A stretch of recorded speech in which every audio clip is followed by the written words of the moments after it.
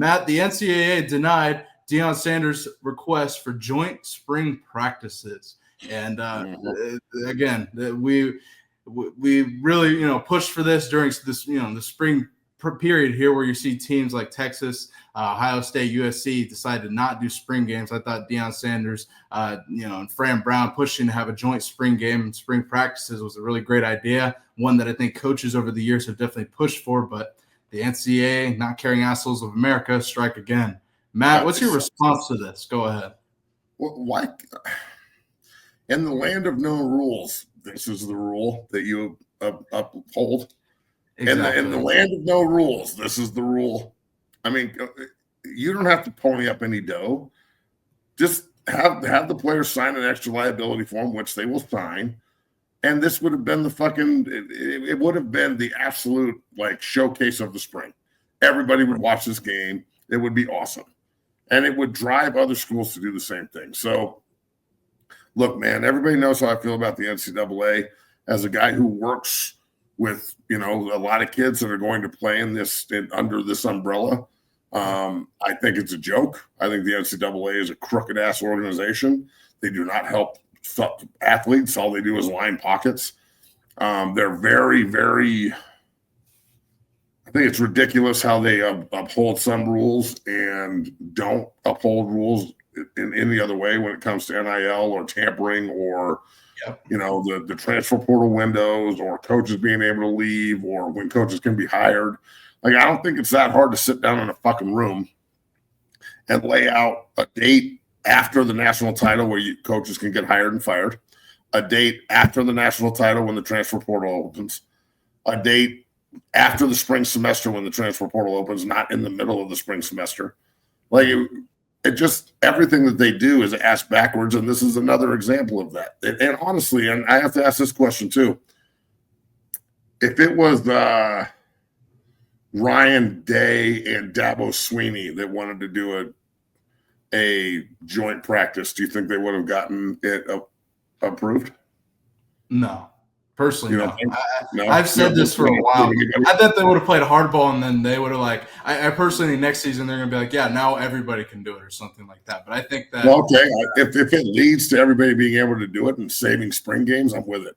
But I don't know. I think it was a great idea by Coach Prime. Fran Brown ran with it, and I'd love to see these two schools play each other. They played in the Orange Bowl or in the Fiesta Bowl way back in the day. But I'd love to see these schools play each other just because of this. Why not? So, I wish that they were doing it because the spring game, look, I know that there's a lot of Colorado Buffalo fans that are upset that they've only sold 10,000 tickets to the spring game, but it's not the same. Travis and Shedeur aren't there. So, it's now people are used to what's happening in Boulder, and the expectation is going to be 10 wins.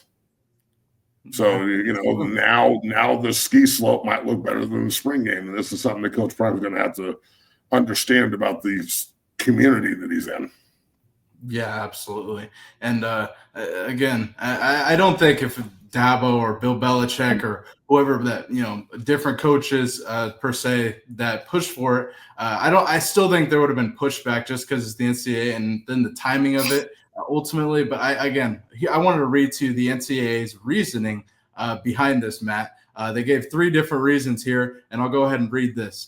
The timing of their request, noting most institutions have already planned their spring practice periods and some are at the end of or have completed their spring practice period.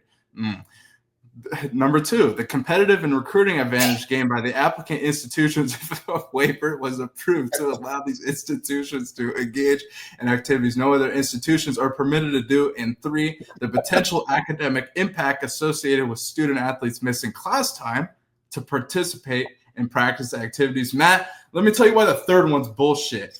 You got Stanford traveling to Syracuse. You got Miami traveling to Cal. I don't think that is in their best. We got fucking Georgia Tech and Florida State playing in Ireland. Exactly. I don't think that's in their best. But we can't mangle up enough time to play a spring game in Boulder. Yeah, exactly. I mean, if you work for the NCAA, how can you wake up in the morning and look at yourself in the mirror and go, God, I can't wait to do a good job today? You're a piece of shit. Quit your job. You suck.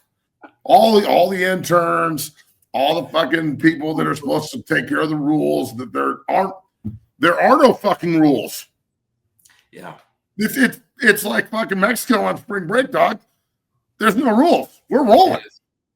Yeah. As long as I don't end up in a fucking Tijuana hellhole prison, we're good. So I just, it's I wish, God, I can't wait till the day when all these programs realize that they don't need the fucking NCAA to be successful anymore. And I'm sorry if that means that certain programs have to stay under the current college model. That blows. But the top four leagues in this conundrum that we call college football, they need to tell the NCAA to kick rocks, suck on some nuts, and get the fuck out of Dodge. All the ACC, the Big 12, the SEC, and the Big 10 need to come together and leave.